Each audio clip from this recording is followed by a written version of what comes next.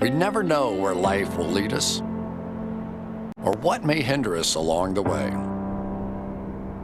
But while every day can feel like one big question mark, it doesn't have to. With the right insights, strategies, and solutions from Western and Southern Financial Group, together we can look ahead to leave the unknown behind.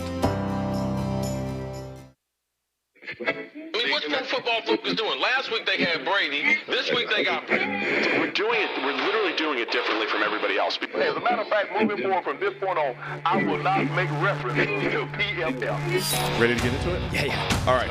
We're going team by team. I would be very careful about slinging stone. Am I going to get sued? We go legal on this? I like football season, all the things that go with it.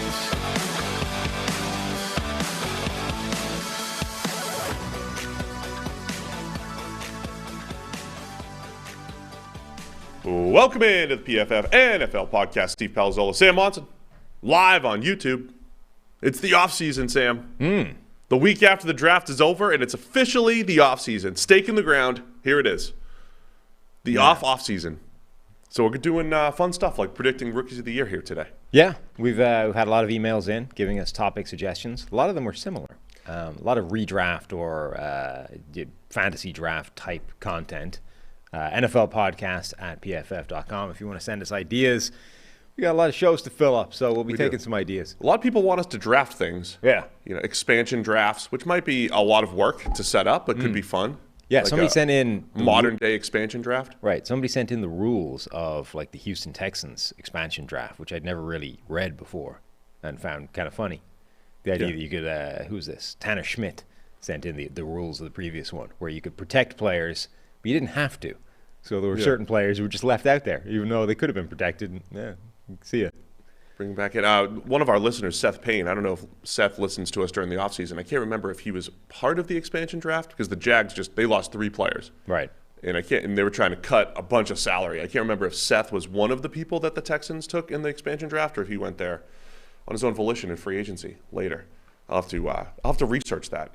So people want us to do expansion drafts. I think reviewing previous drafts, particularly ones like PFF drafts, ones that we've been a part of, where we've projected players, we could do some of that stuff. So yeah, send those emails in. NFL podcast at pff.com. But we're going to get into the Rookie of the Year watch already, right after I remind you that the PFF NFL podcast is sponsored by Western and Southern Financial Group. While you focus on your roster moves, Western and Southern helps advance your money moves. Buying your first home, planning to start a family, wondering how to make your money grow? Well, Western and Southern's playbook of life insurance, investment, and retirement solutions helps you rest assured on game day. Team up to understand needs and address goals with a game plan built just for you. Get started at westernsouthern.com/PFF. All right, Sam, do we have I tried not to look at the actual betting odds for Rookie of the Year until after I put my picks in there. But you and I have both given a top 5 list to Tyler. We have not seen each other's lists. Correct. So let's start with our offensive Rookie of the Year predictions. Who's number 1 for you? This one has to be obvious. Is it now? Bijan. Bijan Robinson, yeah. That's going to be my number 1 as well. Yeah, makes sense. All right, let's move on to number 2. I can't actually Do you have any analysis? Do you have any analysis on top of that? I'm looking for the it's actually closer than you would think using the real odds. Do you have a link? No, not really. Okay. I can find a good list on DraftKings for the defensive one. The offensive one takes me to this weird site that just shows me graphs. I'll send you that. We certainly can't read graphs. But it's not the most useful thing in the world. I see the odds tracker. I just don't know how. I see the graph. So but if you scroll down, you've got Bijan number 1. Yeah. Yeah. Bijan is first. Oh, there you go. Yeah, there is a table below the graph. Yeah. So Bijan is first, but it's not. It's not the biggest lead you would have expected. Plus 300 for Bijan, plus 475 for Bryce Young, and then 700 for Stroud and Jackson Smith and Jigba. So yeah, we're not necessarily predicting the best bet. We could do that. We could scroll down and say, hey, who's the best bet at some point? I mean, look. But for now, we're just trying to say, okay, who do we think will win the award? I think the bell cow running back seems like a good option. Yeah. It all comes down to the idea of what you think Bijan is or can be. Like Tyler Algier got 1,000 yards in that offense last season. And Tyler Algier was, a 5th-round pick? was indistinguishable from other random running backs in the middle of the draft a year ago. Bijan Robinson theoretically is the best running back we've seen come into the league in 10, 15 years. So if he's even vaguely like that, then he should be able to absolutely cook within this offense. The only real question, I think, is how much workload are they going to give him? Yeah, I think the other part of it, you're going to lose the Marcus Mariota factor. They were still productive when Mariota went down and Desmond Ridder was the quarterback. You're going to lose the Mariota run game factor. But as a run-blocking offensive line, Jake Matthews and Caleb McGarry at tackle, they just paid Chris Lindstrom over $20 million a year to play right guard, and he's coming off of an unbelievable run-blocking season. And they just drafted Matthew Bergeron to likely slot in at left guard, and Matt Hennessy at center. They have a good offensive line from a run game perspective. They're pretty good pass blocking, but they're excellent in the run game. So it's set up for Bijan Robinson, the number 8 overall pick, to have high volume. We already think he's really good. We think he's going to step in and be really good. That's, if you're going to make the argument for Bijan, I think you know what you're getting. Remember Saquon Barkley stepped in right away too and really looked like we expected Saquon Barkley to look. He had those games where he'd have 15 carries to nowhere and then a 50-yarder to balance things out. I think Bijan is going to do what we expect, which is maximize the yardage, maybe not create a ton of big plays, catch the ball out of the backfield pretty well, and at the end of the year he's going to have his 13, 14, 1,500 yards and some receiving yardage and 10 touchdowns. I mean, Bijan's going to put numbers up, I think, in that Falcons offense. Yeah, and I argued this last year. I still think it's true. That it would be a mistake if they don't use Desmond Ridder in the run game to some degree. He's not Marcus Mariota, but he did run a 4.5 flat. He did have vertical and broad jumps above the 90th percentile. Like, he is an athlete. Just the fact that they would sort of plug him in there, a guy who really is not ready or does not look ready from a pure pocket passing standpoint, abandon part of what made that offense so difficult to defend last season and just roll with a completely different system that's also not helping out the quarterback within it, strikes me as a massive mistake. Like, yes, he's not one of the most athletic quarterbacks in the NFL. He's not one of the most dynamic runners, but I feel like he can do it enough that you can at least keep defenses honest and can continue to stress them at all times by what you're doing with the quarterback. Yeah, I mean, I would treat him the same way you would maybe a Tannehill, and like Arthur Smith did in Tennessee, right? I mean, you just a few keepers. I don't know if you know, Tannehill used to play wide receiver. I've heard that before. Little known fact, actually. Desmond Ridder has similar speed as Ryan Tannehill, and we talk a lot about quarterback running, and I will a lot with my next offensive rookie of the year selection. But QB running, there's a difference between Jalen Hurts and Lamar Jackson and Anthony Richardson are going to do it all.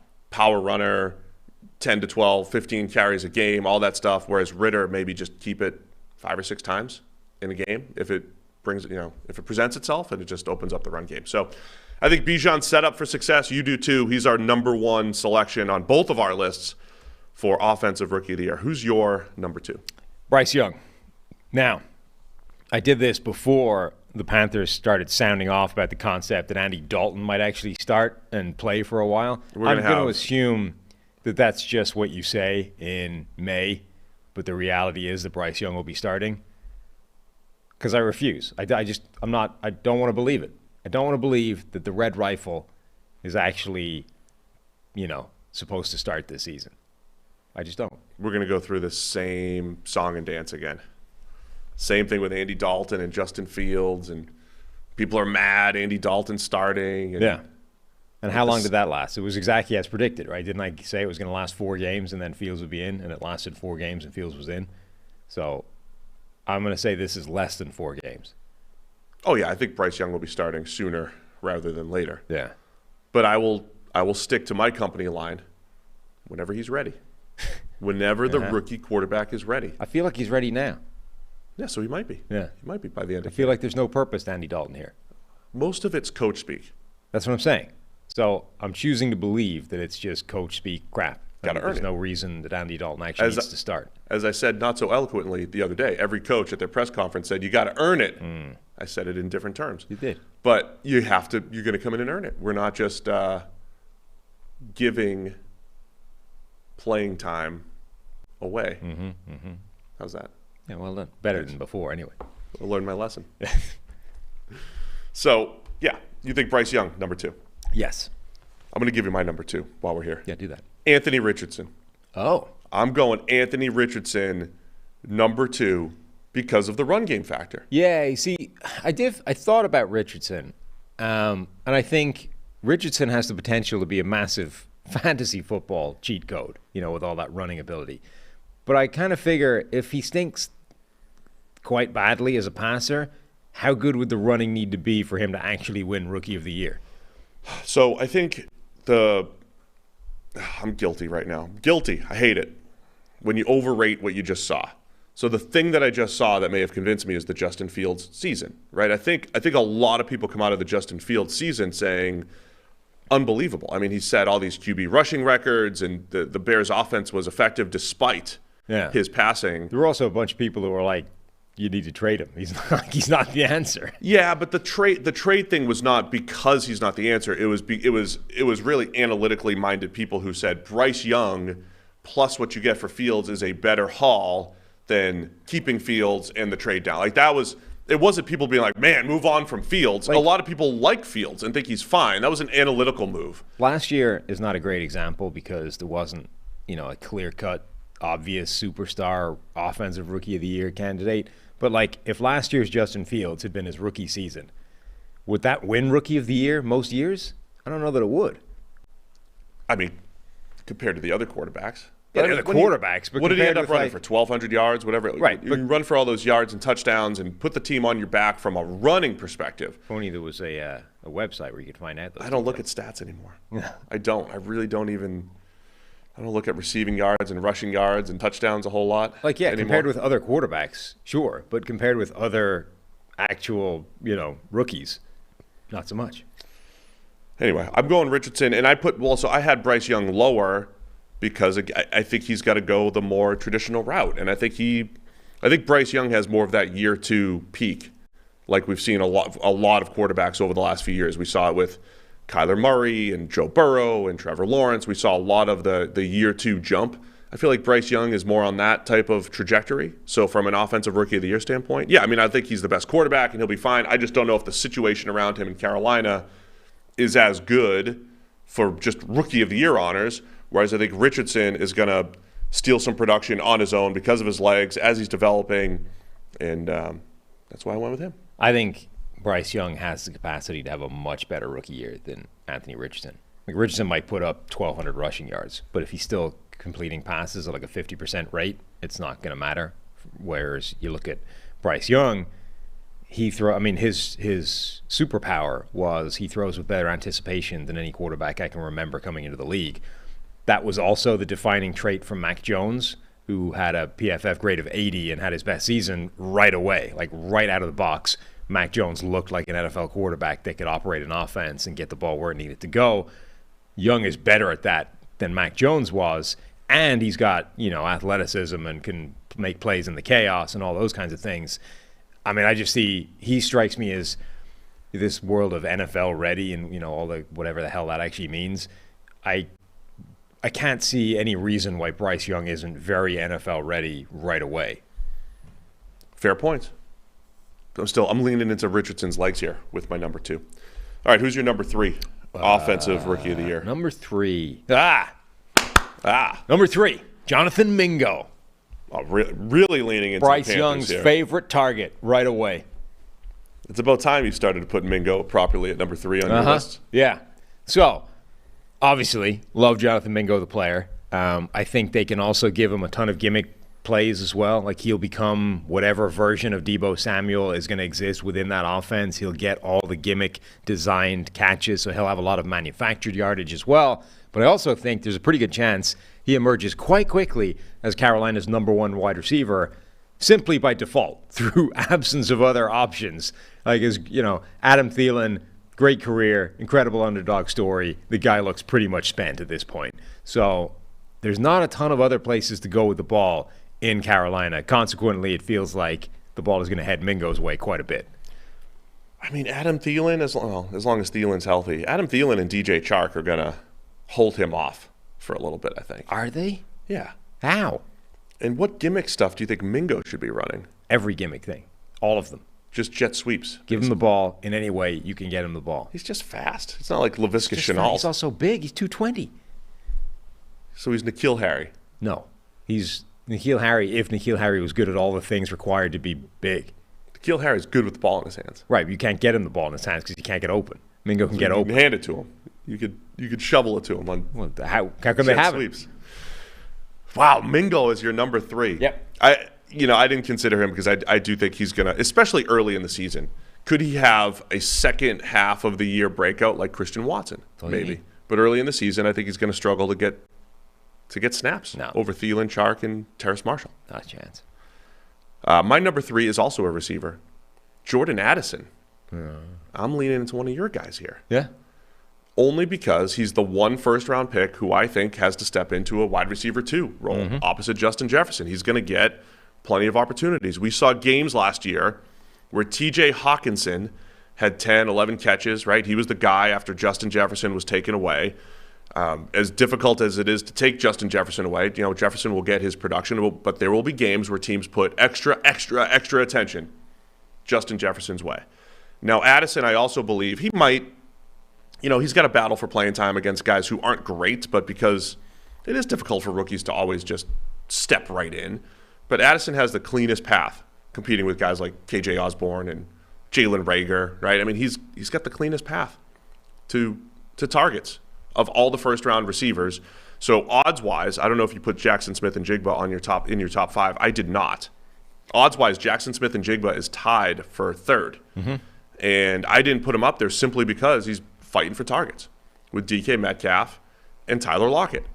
And so I like Jackson Smith. And we're not predicting our best players. We're not predicting PFF's highest graded players. We're not predicting WAR. We're not predicting any of that stuff. Just for now, we're predicting who will get voted Offensive Rookie of the Year at the end of the season. And to me, where is Addison even? Addison's down 7th or 8th, plus 1,700 for Rookie of the Year. And Jackson Smith and Jigba is plus 700. I'll take Addison because I think his path to targets is much cleaner than Smith and Jigba or Zay Flowers or the other first-round receivers. Yeah. Or Mingo, to be honest. No. I'm with you on the Jackson Smith and Jigba thing. I had Jordan Addison as my number 4. I don't even see odds for Mingo here. I'm right behind. Well, it's a good bet. Go out there and throw your money down, and you will thank me when it comes, December time and they announce these awards. Plus $1 million. Also, by the way, don't I get to vote on this? I can influence things now. Oh, that's true. Maybe you... Look, I'm only one of 50, so I can only make so much difference. But are you going to lose your vote because we're talking betting odds for these rigging the awards thing that you in can May? vote on? Yeah.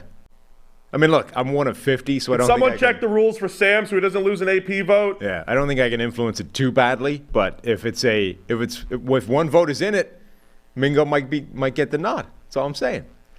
Anyway, I have Addison 4th. I agree with you generally. I think he has the cleanest pathway through to playing time of the remaining guys. Now, you're like, oh, Adam Thielen's going to keep Mingo on the bench, but KJ Osborne isn't going to keep Addison on the bench when Osborne was barely subservient to Adam Thielen in the offense last year. I don't think that's a massive difference. But they drafted Addison to be that number 2, the secondary target, the guy that can take advantage when Justin Jefferson gets the crazy attention that he gets in certain games. They can go somewhere else. I think Addison has a massive array of ways to win. He can win short, intermediate, deep. He can win inside. He can win outside. They can move him around to complement Jefferson, who will spend some time in the slot, isn't going to play outside every single play. So I just think that's a really clean guy that's going to have a lot of production. He also reminded me quite a bit of Garrett Wilson a year ago, a guy that isn't being talked about as a number 1 wide receiver, but is just good at everything.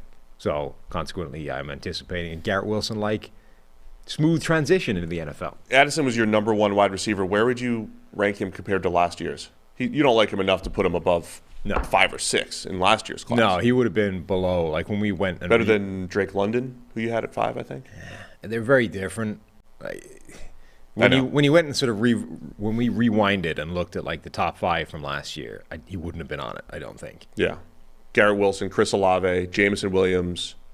Pickens. You had George Pickens and then Drake London 5. I had Drake London 4 and then someone else 5. So he probably would have been below that, but he might have been above Sky Moore, who was 6, right? Yeah, that sounds right. So I have Addison third. You have him fourth. So that reveals your number 4. Yeah. We have already talked about my number 5. We'll talk about him in a sec again. But for my number 4, I'm going Jahmyr Gibbs. So I'm going back to the running back well. Yeah. So Gibbs might not steal Jamal Williams' goal line carries.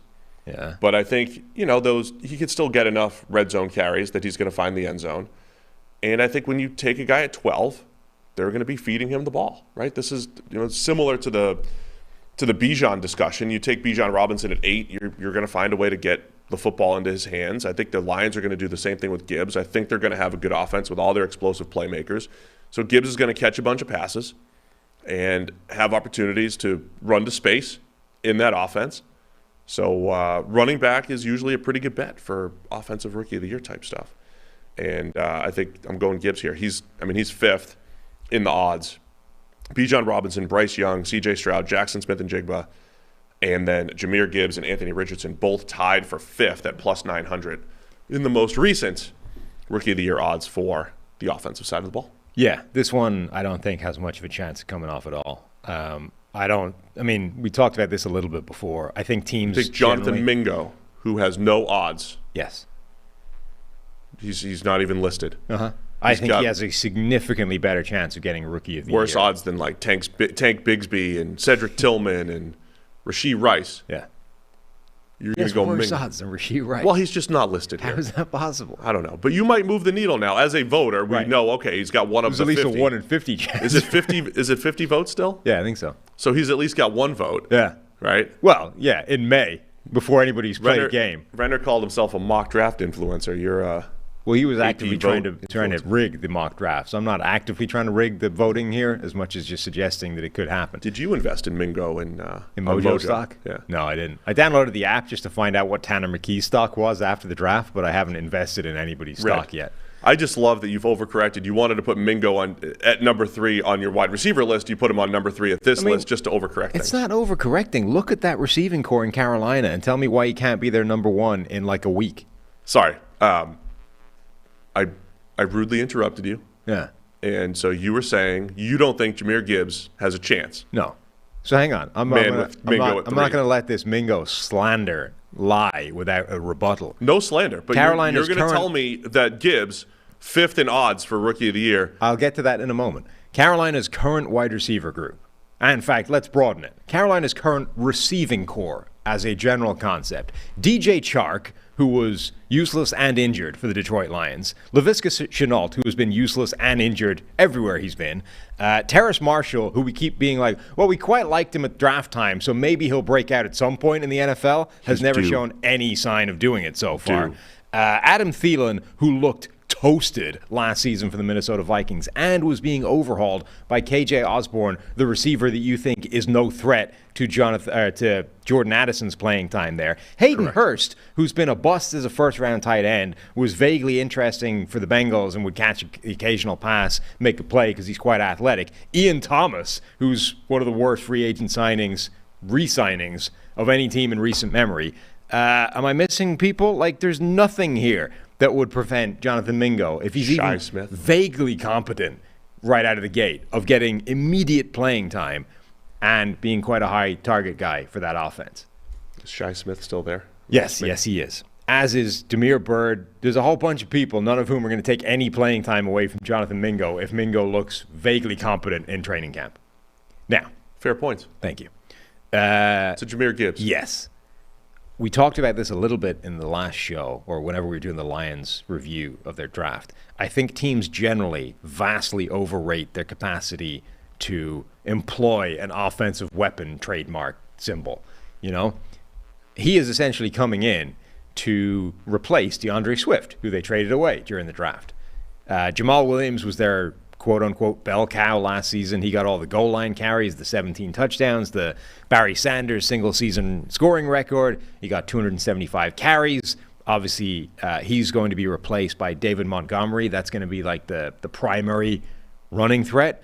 So Gibbs is coming in here to be DeAndre Swift and whatever he can be as a receiving threat, which is, I would imagine, significantly more potent than DeAndre Smith. But still, that's what we're talking about here. So it's what can Jahmyr Gibbs be as a running back that's going to get like 100 carries, right? So even if he gets 100 carries at 6-point-something yards per attempt, we're talking 600 rushing yards. Swift had 99 carries, 5.5 yards per attempt, 5 touchdowns last year. Yeah. So then you have to say, okay, what can he be as a receiver in this offense? DeAndre Swift led the team, again, in targets from the running back point of view, 63 of them. Let's say Gibbs can be significantly more potent. We're still talking like 500 yards, 600 yards as a receiver. So you're putting that together like 1,200 all-purpose yards. Maybe he gets to like 7, 8 touchdowns. There's not a chance in hell that's winning Rookie of the Year relative to anybody that has like a good season as a conventional running back, wide receiver, quarterback. Like, again, we were talking, Bijan Robinson is in this Rookie of the Year class. You're telling me that whatever slash role they can craft for Jahmyr Gibbs has any hope whatsoever of overhauling any kind of Bijan season? No, I put Bijan at 1. Right. And I put Gibbs at 4. But that's why it has no chance of happening. It does have a chance because the Swift proxy, statistically, you make a strong case. Let's just give him DeAndre Swift's stats. I didn't say I adjusted them for inflation. I gave you like DeAndre Swift plus stuff. Yeah, well, here's where the plus stuff comes from. DeAndre Swift lined up as a wide receiver 51 times last year, about 2-3 times a game. That's it. You know Gibbs is doing that 10, 12 times a game. He's going to be lined up out wide. He's going to have 8 to 10 catch games. He's going to have games where they force feed him. He is. They're going to force feed him. Gibbs is going to have like 70 catches. He's going to double DeAndre Swift's receiving total, 70, 80 catches, and then, whatever touchdowns he reels off. Generally speaking, this is, again, back to the idea of teams overestimate their capacity to actually do this. Generally speaking, running backs that play wide receiver are not good at it. Even Christian McCaffrey, right? The statistics when throwing to Christian McCaffrey when he's lined up as a receiver stink. You're way better just throwing the ball to a wide receiver than you are taking your running back EPA stinks. Going really clever about it. They're still going to do it. They're still going to do it. Brace yourself, guys. We're going to take this running back and we're going to line him up at wide receiver, and you're going to be like, oh, what do we do with this? It's going to be 90 catches. It's bad. It doesn't work. So they're going to line your guy, Jahmyr Gibbs, at a slot as a wide receiver, and the production isn't going to do anything because he's not as good as a wide receiver would be at that. We got to wrap it up. We got to get to Defensive Rookie of the Year, and we were going to do this show in 45 minutes. We'll still get it done. Don't worry. Yeah. So I've got Jahmyr Gibbs as my 4. Yep. Bryce Young is my 5, just to give that away. So I moved him down. I'm giving Anthony Richardson the run game bump. I think he's going to put up numbers there. Bryce Young's going to feel his way through as a rookie season. I like Bryce Young better as a player. I'm just saying, predicting Offensive Rookie of the Year, I'm leaning into the run game aspect of Anthony Richardson. We've already talked about Bryce Young, your number 2. I mean, look, it's Monday. It's first thing, and I don't want to start things off on a negative note, which would be unusual for me, but your list stinks. Oh, no, it does not. I think if you ask the people in the chat, it's not even close. Yeah. They like my list far more than your list. This is terrible. That involves the guy that doesn't even... You got 2 players on there that have almost no chance of winning. None. That's not true. Yeah. All right, your turn. 5 on my list, Quentin Johnston.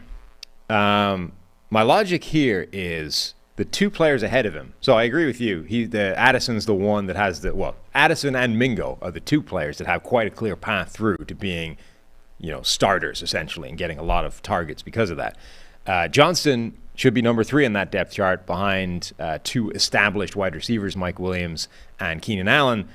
Problem is number 1, even with those 2 guys in the lineup, he should have a fairly established niche that he can take advantage of that they don't bring to the table. Like, that's why they went and got him where they did. Number 2, as Chris was pointing out during the draft, those 2 have quite a large injury history, and there's a pretty good chance that one or both of them might be missing for quite a large chunk of the season. And if that happens, like, Quentin Johnston catapults his way up in terms of how many targets he's going to be getting.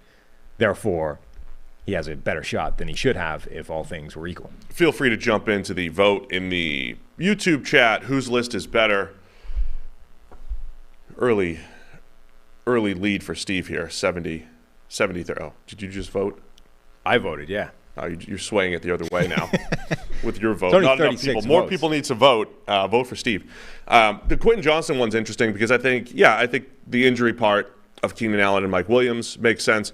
I also wonder, as the 3 and the big body deep threat that they just drafted in the first round, if they're just like, hey, you're the get behind the defense guy. Yeah. Just throw the ball down the field. We know Keenan Allen is uber possession guy. We know Mike Williams does catch the ball down the field, but it's, tight window type stuff. I do wonder how much they just focus on Quentin Johnston being a vertical threat for Justin Herbert. By the way, has to be what the Chargers are trying to do here. One point I haven't. Oh, you're catching up? No. Oh, I am. Catching up. Yeah. 60-40. Yeah. What's wrong with having Bryce Young at 5? It's bad. It's really bad. He's really good. He's going to play. Yeah. And therefore has a better than the 5th spot chance of winning Rookie I of the don't Year. think the Panthers team is good enough. I don't think everything around him is good enough. On offense, I mean, I it's know not they bad. have wide receiver 1 Jonathan Mingo. You've just there. been talking out how great their wide receiver core is because it's going to keep Mingo on the bench. And now you're like, oh, they're not good enough for him to have any kind of success. Yeah, because I don't think Mingo's the 3rd best receiver in the draft class like you do. I didn't have him 3rd in the draft class. Why is someone asking if Bijan... Derrick Henry went in, the 3rd round? 2nd round? 2nd. Of course Bijan was a better prospect coming out of college than Derrick Henry.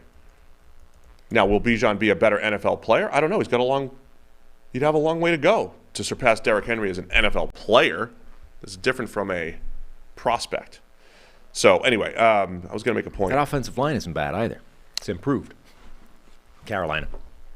One quick point I want to make on Justin Herbert, who has had Justin Herbert. Yeah, one of the lowest average depths of target 3 straight years across 2 different systems. Kellen Moore comes in. Remember I made the point with Derek Carr, if they bring in Henry Ruggs, when they brought in Henry Ruggs, if this just makes him more aggressive because they have a speedy deep threat, maybe Quentin Johnston can do that for Herbert. Just make him a little bit more aggressive down the field. The Chargers are trying to throw the ball down the field more. So that would open up opportunities for your number 5 guy, Quentin Johnston. All right, we'll tweet out these lists. You guys can trash them on social media. Defensive Rookie of the Year. All right. You could start. Who's your number 1 choice for Defensive Rookie of the Year? Defense is always trickier, I believe, than Offensive Rookie of the Year. I think it's always more difficult to parse where this is going to go. Because all positions are allowed to. You can't pick offensive linemen for Offensive Rookie of the Year because you know it's not going to happen. Yeah, they are, but it's also you have to kind of work out which position is likely to have statistical production and or just have an insane season where everybody kind of admits, it's obvious, like Sauce Gardner last year. I think it's Will Anderson. Same. Yeah, I think his floor is very high. I think there's a pretty good chance he's good right away. I think he has the capacity to get sacks, which is the thing. Like you're going to need a gaudy statistic somewhere to be front runner from Rookie of the Year, whether it's interceptions, whether it's sack totals, something that you can kind of predict or something that you can hang your hat on, or have the Sauce Gardner season where you're just insane, obviously, from day one. But I think Anderson's production, the fact that he has a very high baseline, that he's good at everything, that he should get a ton of playing time there, he probably has the best shot, right? Yeah, I agree on Will Anderson. He's gonna be a 1,000 snap guy. He's gonna play the run well enough. He'll probably have a good enough PFF grade because, like it or not, I mean, we do influence the voting as well too. When you see guys that have, now who's out here trying to rig the system? I'm just telling you, we have far more influence in this than we used to. He actually has by far the best odds, actually. He's plus 350. Yeah. And the next 2 guys are both defensive linemen, Tyree Wilson and Jalen Carter at plus 800 from what I'm seeing here. So, yeah, Will Anderson, we both agree he's going to get the stats. He's going to, whether he rushes the passer well or not, he's probably going to have at least 8 sacks just from, rushing the passer 450 times, right? So, yeah, I think Will Anderson makes sense as the favorite for Defensive Rookie of the Year. Who's your number 2? Number 2, I had Devin Witherspoon. I also did this. Oh. So thinking the same. Witherspoon, obviously he should start for Seattle, but critically, he doesn't have to be the number 1. We already have Tariq Woolen. Tariq Woolen, I think, is the kind of threat after year 1 that is going to dissuade some teams from throwing in his direction, which means Devin Witherspoon will probably get more targets, but not necessarily against the best wide receivers. So you're getting a guy who's increased chance to pick passes off, but against inferior receiving threats than the number 1 guy because he might be facing Tariq Woolen a lot of the time. So I think things are set up for Witherspoon to actually have quite a good amount of production as a rookie. I also think, much like Bryce Young, like his superpower was anticipation and being able to see things better and put the ball in the air faster than other quarterbacks. I can't think of a cornerback that's read the game as well as Devin Witherspoon has at the college level. Now, whether that translates immediately, I don't know, because I can't even think of another guy that's had that. But he understands what's coming at him before anybody else on the field does. And if that translates, we're talking about a corner that's ahead of the game, not behind the curve in his first year, which is usually a massive problem. Yeah, same reasoning. I mean, the Tariq Woolen factor. I think the other part might be the fun factor for Devin Witherspoon. Fun player, right? Some splashy plays. Splashy plays. He's going to – even like Tariq Woolen had a little bit of that last year. I thought he had Tariq Woolen could have won Rookie of the Year, but for Sauce. Like, if Sauce didn't exist, Tariq Woolen probably would have been Defensive Rookie of the Year, based more on splash plays than like a consistent body of work. Yeah, he had what, six interceptions, and some of them were like, wow. This dude's super athletic. Don't throw deep on him. He's long. He's fast. He's going to give it. He did give up some plays. Also came against Tom Brady. Yes, Tom Brady. And by that I mean as a wide receiver, not as a quarterback. Leonard Fournette throwback to Tom Brady. You just don't do that with Tariq Woolen on him. I wouldn't. You you had a throwback to Tom Brady against the most athletic cornerback of all time. Yes. I'm just saying. Not a high percentage play, I wouldn't have thought. I thought they were setting that up for later in the year, and they just did it the next series. That was hilarious. Anyway, Devin Witherspoon, I agree. He's number 2. He's plus 900, as we said before. He's the fourth best odds here. He goes pick number 5 overall. The other part of this is going to be opportunity-driven. The guys with all the best odds all went in the top 10. If you're a top 10 pick, you're probably seeing the field. So, yeah, Will Anderson 1, Devin Witherspoon 2. We both agree. We both have the same exact 1 and 2. Tell me you went somewhere else for number 3. Where did you go with your third option? After 2, I ran out of people that I think have a realistic chance of winning Defensive Rookie of the Year. I went number 3, Jalen Carter, and I don't think he has a very good chance of winning it at all. Okay, I had Carter at 4, so at least we have a different 3. So the difference here is just going to be the depth that the Eagles have. Obviously, Carter is an incredibly talented defensive lineman. There's a pretty good chance he's good right away. But I just don't think he's going to have the playing time to get the kind of dominance he would need to win Defensive Rookie of the Year. I mean, last season, Javon Hargrave and Fletcher Cox each played over 800 snaps when you factor in the playoffs as well for the Eagles. So they were their 2 like workhorses. Obviously, Hargrave is gone, so there is a rotational body of work that needs to be picked up. But after that, Milton Williams had 446 snaps, including the playoffs. And that was 150 more than anybody else. Jordan Davis had 270. Okay, he was injured for a bit, but if Carter doesn't step into the Hargrave role and play that kind of level right away, which I doubt they're going to want him to do, I don't think he can play enough to have that kind of impact. He's still tied for second in odds, plus 800. But yeah, I think the whole rotational aspect of it, Fletcher Cox, I mean, Jordan Davis isn't really competing for time with Jalen Carter. I think at the least, though, Jalen Carter's in there on third down. He's in there on third down, and much like Will Anderson, I think has an eight sack type of season. I think Carter easily could too, even on 300 or 400 snaps. So I put Carter as my 4 because I'm going Jack Campbell as my 3. Jack Campbell, Lions linebacker. Look, man, they took him at pick 18. They did. The tone of Brad Holmes' voice talking about Jack Campbell when he said, I love these guys. Love Jack Campbell. You're buying into Brad Holmes is what you're doing. Yeah, because both sides of the ball. When I hear Brad Holmes talk about Jack Campbell, I'm hearing Dan Campbell. I'm hearing Lions head coach Dan Campbell. Brad is just the mouthpiece for what's happening in all of these meetings, the draft meetings and all that stuff. And I see Dan Campbell as soon as the film comes on, as soon as the projector is going, Jack Campbell film, and they're in the meeting and they're talking, he goes, that guy, I want that guy on my football team. And even though they have the same type of feels for Alex Anzalone, probably, and maybe even for Malcolm Rodriguez, guess what? They're not seeing the field over Jack Campbell. Jack Campbell is going right out there, and maybe every year I predict whichever linebacker is going to get 100 tackles to be the Defensive Rookie of the Year because, people say, he had 100 tackles, he had 3 sacks, and he had 3 interceptions, therefore it's a good linebacker season. I'm banking on Jack Campbell being that guy.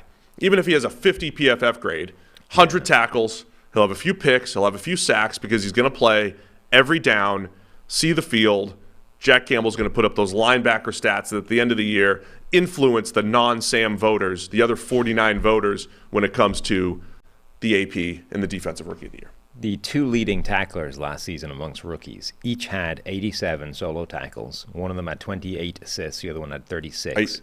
Name them. You're Malcolm Rodriguez. Nope. You're looking at our numbers. Yes. Those tackle counts don't matter. So whoever had 87 tackles by PFF numbers, I'm going to say that the NFL had him with $120. Tackles plus assists. Oh, nah, I'm gonna have to. I can't scroll out through the rookies. Where's the rookies? Who were the rookies last year? I don't even remember. This is my point. Jaquan Brisker? This is exactly, in fact, my point here. Yeah, but a first-round linebacker, Jack Campbell? Okay, one of them did, in fact, allegedly have. No, actually, so he did have 121 combined tackles. That's how they do it. No, because they're not. They have him with less solo tackles than we had him. But I'm talking about the combined tackle is and the other one had 115, which is 52 and 56. I don't know. Who were the rookies? They were Quay Walker and Devin Lloyd, neither of whom were ever in contention for Rookie of the Year by a mile. That's because Quay kept pushing refs, getting booted out of games. Yeah, 2 ejections, and then Devin Lloyd spent 3 weeks playing really well to start the season, then he played like absolute crap for the rest of it. Jack Campbell's not getting benched. They both, one dude kept hitting refs and the other one kept getting benched. Do you think Jack Campbell's going to do that? Hit a ref? Hitting might be overstating it a touch. He had 2 ejections because of contact with officials. Shoving is probably more fair. Just maybe the ref was flopping like the Suns owner last night. I saw that. NBA game. Yeah. Anyway, I'm going Jack Campbell, number 3. 100 tackles. 4 picks, 4 sacks, playmaker, couple fumble recoveries, which don't matter at all, right? All that's going to add up to Jack Campbell getting some votes. I got him as my 3. This is the first time I've looked at the official, quote-unquote, NFL tackles. Unofficial tackle stats for quite a long time. They've radically shifted how they do this, and yet it's still terrible. What are they doing for tackles in the NFL? Well, they appear to have dramatically ramped down the number of solo tackles they give out, but somehow at the expense of massively increasing the number of assists. If you're new here, at PFF, we collect our own tackles. We do not use the NFL's tackle totals because the NFL uses a different person, a different official scorer in all 32 stadiums. With no actual instruction on how it's supposed to be done. So you get 32 different methodologies effectively for assigning tackles. And IDP people, right, the people who play with individual defensive players in fantasy are aware of this, and they knew go get Bills because the Bills scores were always favorable. Kiko Alonso, oh wow, we finished with 3 solos and 17 assists this week. Yeah. And most scoring in fantasy, adds them all up. Yeah. So, anyway, I'm going Jack Campbell as my 3. Okay, I'm not. Jalen Carter's my 4, so we've already revealed that because he's your 3. Who's your number 4 for Defensive Rookie of the Year? 4, I went with Will McDonald from the New York Jets. I forgot about Will. Yeah. I was doing this maybe. So I know you didn't. No.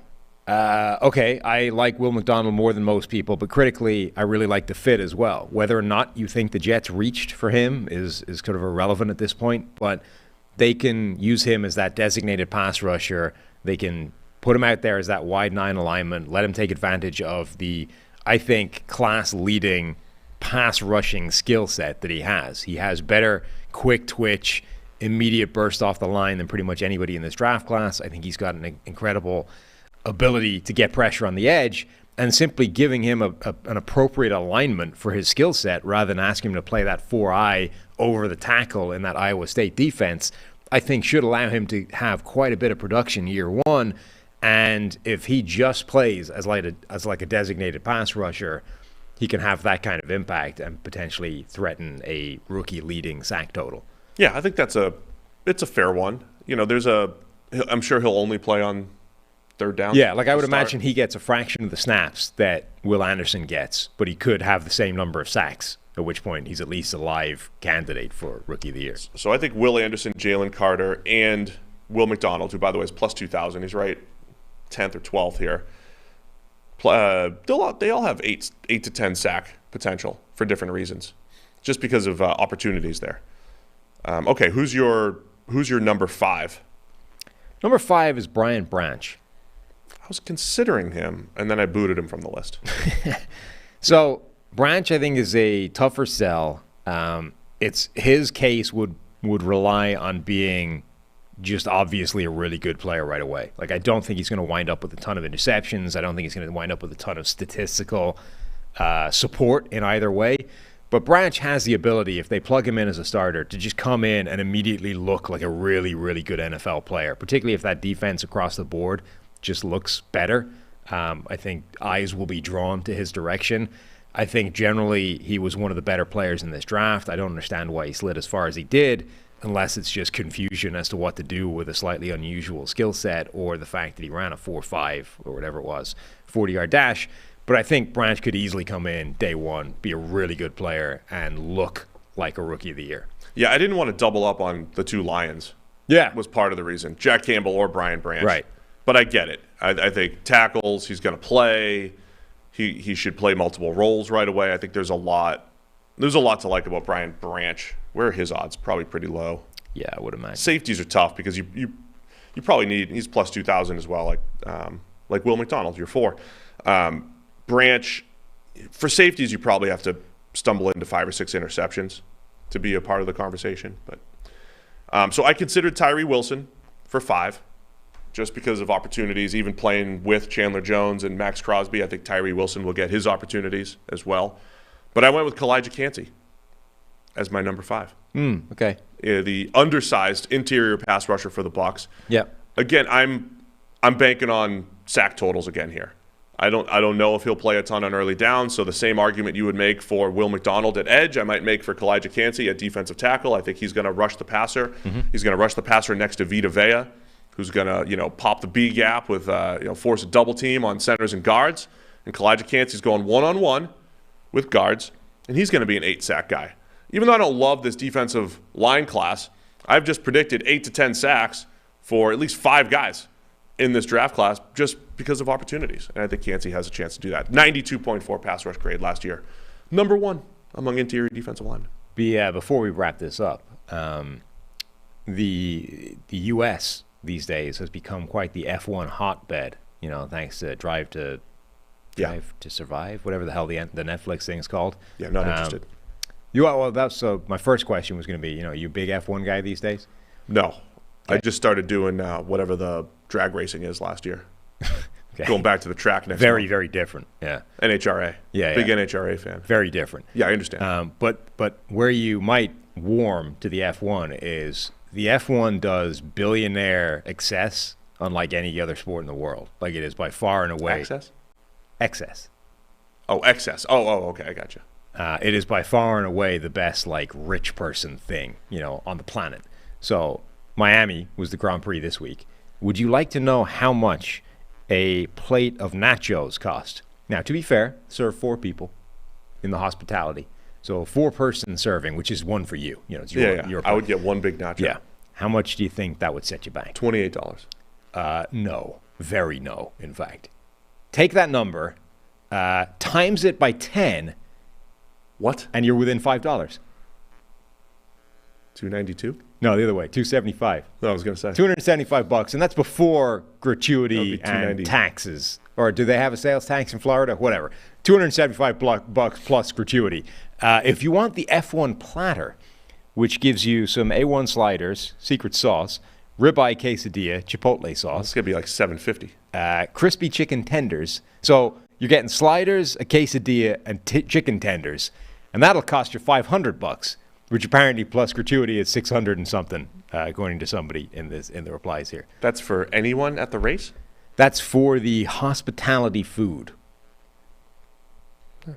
Feels like it's worth it.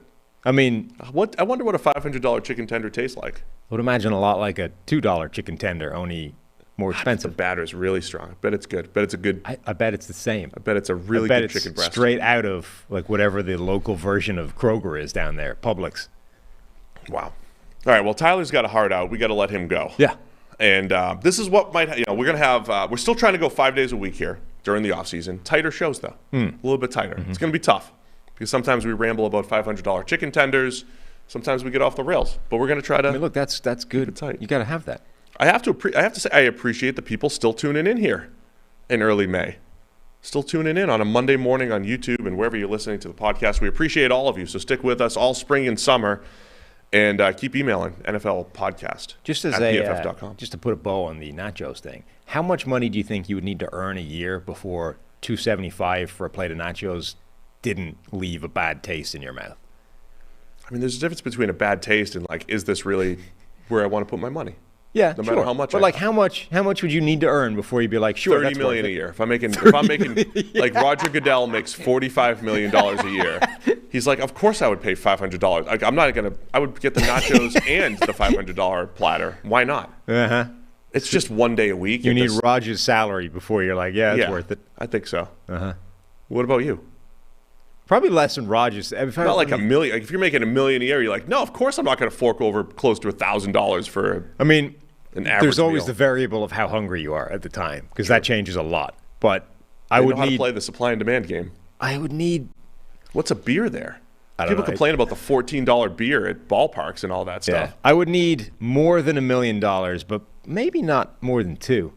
Miller Lite, $122.99. Yeah, I might not need more than $2 million to drop $2.75. Like, assuming it was just the one time, you know? Dude, I can get a meal for 3 at Jeff Ruby's for the nachos.